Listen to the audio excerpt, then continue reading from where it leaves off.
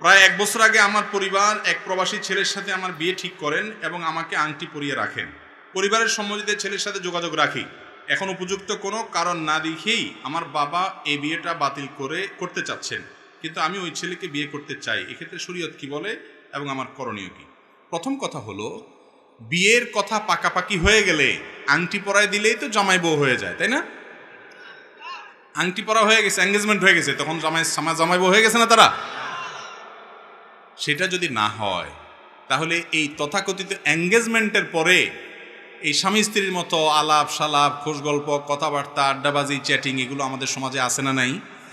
তাহলে সেই সম্পর্কটা কি হালাল হবে না হারাম হবে? হারাম হবে।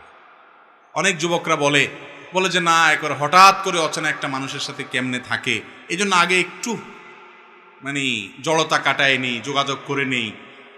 এইসব যারা করেন তাদেরকে আমি সব সময় একটা কথা বলি, আমার ডানে বামে অনেক মুরব্বীরা আছেন, সামনে অনেক মুরব্বীরা আছেন, চাচা মিয়াদেরকে জিজ্ঞাসা করেন, বাপ মা ধরে নিয়ে গেছে, হয়তো বাজার থেকে টেনে নিয়ে যায় কোথাও বিয়ে পড়াই দিছে, খবরও নেই, পড়ায় চলে আসছে, কার সাথে বিয়ে হয়েছে ভালো করে হয়তো জানেও না বেচারা, বা জানছে খবর নিছে, একবার না জানলে সেটা আবার দোষের, যাই হোক।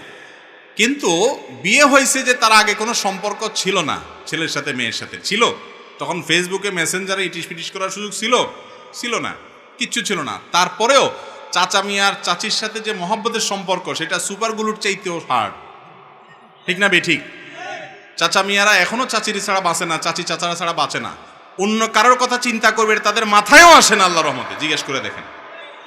আর আজকাল যুবকরা আপনারা এই এঙ্গেজমেন্ট, এরপরে ইটিস পিটিস সেগুলা করেন কেন? যে তাহলে একটু ভালো হবে সম্পর্ক। ভালো হয় না, বরং আরো সম্পর্ক খারাপ হয়, কারণ আল্লাহর নিষিদ্ধ পথে কখনো শান্তি আসে, এই জন্য ঘরে ঘরে স্বামী স্ত্রী ঝগড়া এবং মারামারি এবং তালাক হয়, ঠিক না ঠিক? বিয়ের আগদ না হলে, দুইজন সাক্ষীর সামনে প্রস্তাব হবে, সম্মতি হবে, কবুল বলা হবে, এগুলা না হওয়ার আগ পর্যন্ত বিয়ে হয় না। আংটি একটা কেন, 10 আঙ্গুলে 10টা, 10 ঠ্যাঙে 10টা, মোট 20টাও যদি লাগান তাতেও বিয়ে হবে না। আর একটাও আংটি লাগান দরকার নাই, শুধু দুইজন সাক্ষীর সামনে আপনার মুরব্বীদের সম্মতি আছে, আপনি আর সম্মতি আছে, প্রস্তাব হয়েছে, কবুল হয়েছে, মহার্ধার্য হয়ে গেছে, বিয়ে হয়ে গেছে, এবার স্বামী স্ত্রী হয়ে গেছেন। অতএব এঙ্গেজমেন্ট বা আংটি পরার নাম বিয়ে নয়, এবং এর আগে আপনার একটু বোঝাপড়া, একটু জড়তা দূরের নামে যে সম্পর্কগুলো করা হয় এগুলো হারাম। এরকম কোনো সম্পর্ক আগদের আগে করা যাবে। একান্ত প্রয়োজনীয় কথা জিজ্ঞেস করতে পারেন, জানতে পারেন, সেটাও নিরাপদ পদ্ধতিতে। স্বামী স্ত্রী সুলভ কোনো আলাপচারিতা জায়েজ নাই, এটা হল প্রথম কথা।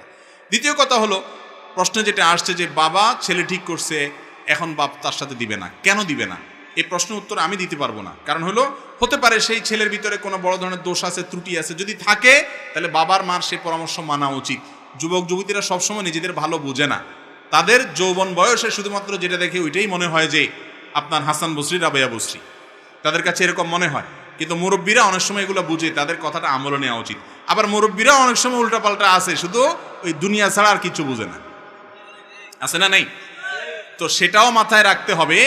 এবং মনে রাখবেন, শরীয়ত ছেলে বা মেয়ের সম্মতি ছাড়া জোরপূর্বক বিয়ে দেওয়ার কোনো অনুমতি কোনো মুরব্বীকে দেয় না। ইসলামে এটা জায়েজ। আপনি যদি মনে করেন আপনার বাপ মা শুধু পয়সা দেখেই এরকম লোভী হচ্ছে, বা তারা দুনিয়া দেখে লাফাচ্ছে, তাদের সিদ্ধান্ত ভুল, তারা দিনদার বুঝে না, তাহলে সেক্ষেত্রে আপনি খুঁটি ধরতে পারেন যে না, আমি ছেলে ছাড়া, বা আপনারা যে ছেলে কথা বলছেন তার কাছে আমি বিয়ে বসবো না। এই অধিকার আপনাকে ইসলাম দিয়েছে। বেয়াদবি করবেন না, কিন্তু বিনয়ের সাথে বলবেন যে আব্বা আমি চাচ্ছি না, বুঝাইয়া বলবেন, বা অন্যদেরকে ব্যবহার করবেন। কথা কি বুঝাতে পারছি? এটা জায়েজ আছে।